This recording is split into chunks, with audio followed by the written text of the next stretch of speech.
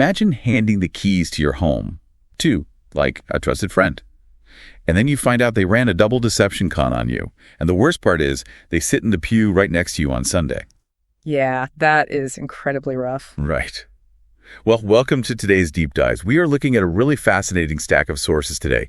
We have a set of deeply personal pastoral reflection notes dated July 12, 2026. And we're pairing that with a text that is over 2,000 years old, Psalm 115. It is quite the combo. It really is. So the mission today is to explore this incredibly painful reality of human betrayal. We want to figure out where we can safely anchor our trust when our inner circle fails us.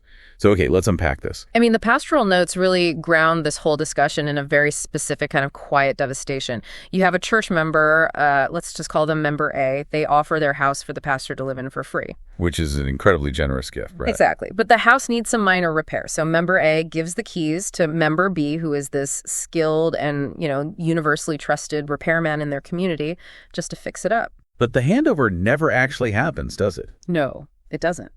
Member B basically tells the pastor that member A changed their mind and rented it out to someone else. Oh, wow. Yeah. And at the exact same time, member B turns around and tells member A that the pastor backed out.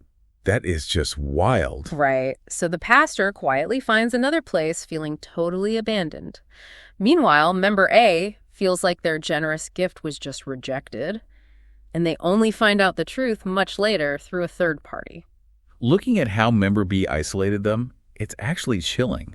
I mean, it perfectly mirrors a man-in-the-middle cyber attack. That is a highly accurate way to frame it, actually. Yeah, like you have two nodes acting in total good faith, but a bad actor intercepts the communication, alters the data, and passes it along. Right, and the real damage isn't just the lie itself. It's the mutual silent resentment it breeds between two completely innocent parties. I totally get the cyber attack analogy, but I'm struggling with the pastoral notes a bit here. How so? Well, the pastor goes from this devastating modern personal betrayal straight into quoting ancient scripture, like Psalm 115. That feels like a massive leap. How does a 2,000-year-old text actually solve a modern man-in-the-middle attack? Well, what's fascinating here is the psychological mechanism Psalm 115 provides. Okay.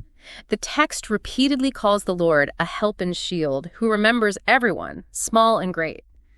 The pastor isn't just using this as like a generic comfort. They are using it to solve the problem of justice. Meaning what exactly? Yeah. How does God remembering change the reality that they were lying to? Because when you were betrayed, your brain obsessively keeps score. You want the ledger balance. Oh, absolutely. You want them to pay for it. Right. But if you believe the maker of heaven and earth sees and remembers the truth, it shifts that burden of justice completely off your shoulders. I see. So you don't have to hold on to the bitterness to ensure the ledger is balanced. Exactly. You can let it go because the text asserts that the ultimate authority is keeping track. Ah, so it's not a shield that magically deflects the betrayal before it happens. No, not at all. It's an internal mechanism. Like building emotional walls acts like a quarantine. It keeps out the betrayal, but it starves you of community. Right, you just end up isolated. But the notes suggest trusting the divine acts more like an immune system. You still encounter the virus of betrayal, but you have a way to process it without letting it destroy you from the inside out. Exactly. The human structure simply isn't built to bear the weight of ultimate trust. Right. If you expect a fragile human to be your ultimate anchor, that structure will inevitably collapse under the pressure. Which brings us right to you, listening to this deep dive. Yeah. The reflection notes pose a really difficult question. Are you placing the weight of your ultimate trust on a person instead of the Lord? Because the goal isn't to never trust anyone again. It is to establish wise boundaries without letting fear or bitterness dictate your relationships. And the ancient text acknowledges that this isn't easy at all. No, it really isn't. Verse 16 actually contains a crucial detail. It says, "The heavens are the Lord's heavens, but the earth he is giving to the children of man." Wait, so the earth is entirely our messy, flawed human domain? Exactly. It is full of human choices and human deception. Well, if that's the case, maybe experiencing that painful man-in-the-middle attack isn't just a glitch in the system. What do you mean? Maybe navigating and ultimately forgiving the reality of human betrayal is the exact work we are put here to do.